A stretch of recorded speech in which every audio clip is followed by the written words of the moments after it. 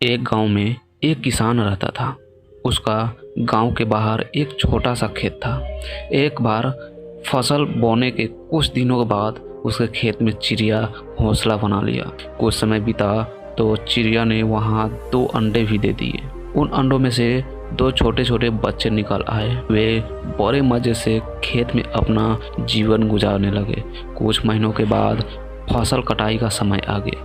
गांव के सभी किसान अपने खेत की फसल कटाई में लग गए। अब चिड़िया और उसके बच्चे का खेत छोड़कर नए स्थान पर जाने का समय आ गया था। एक दिन खेत में चिड़िया के बच्चे ने किसान का यह कहते सुना कि कल मैं फसल कटाई के लिए अपने पड़ोसी से पूछूंगा और उसे खेत में भेजूंगा। यह सुनकर चिड़िया के बच्चे परेशान हो गए।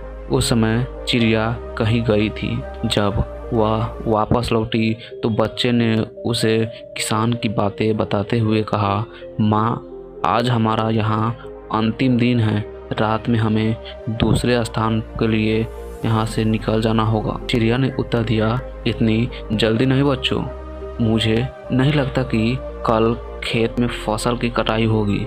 चिड़िया की कही बात सही साबित हुई। दूसरे दिन किसान की पड़ोसी खेत में नहीं आया और फसल की कटाई न हो सकी।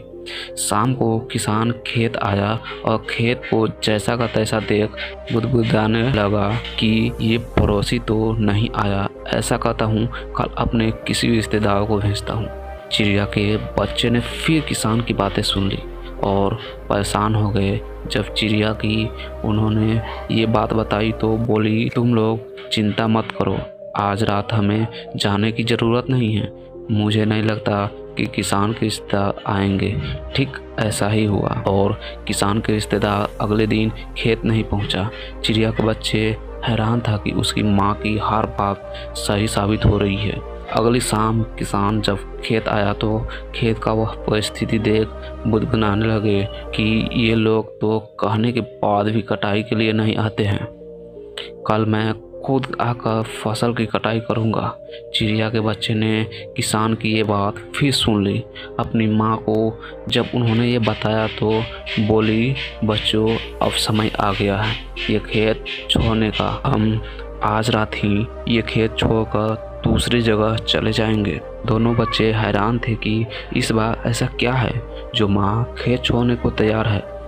उन्होंने पूछा तो चिड़िया बोली, बच्चों, पिछली 2 बार किसान कटाई के लिए दूसरों पर निर्भर था।